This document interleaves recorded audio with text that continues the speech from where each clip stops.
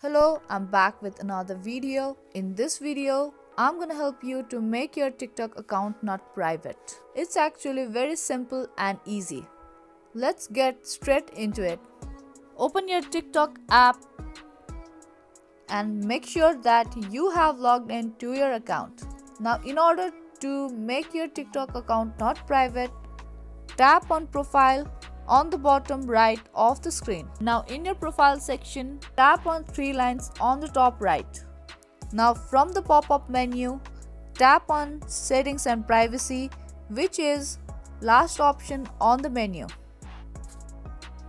Now tap on the second option, Privacy. And from the Privacy section, tap on the first option, Private Account.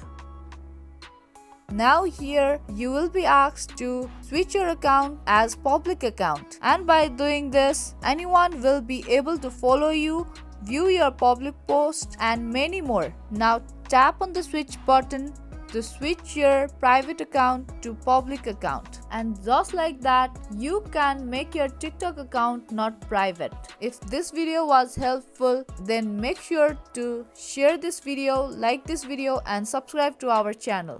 I will be back soon with more. Thank you for watching.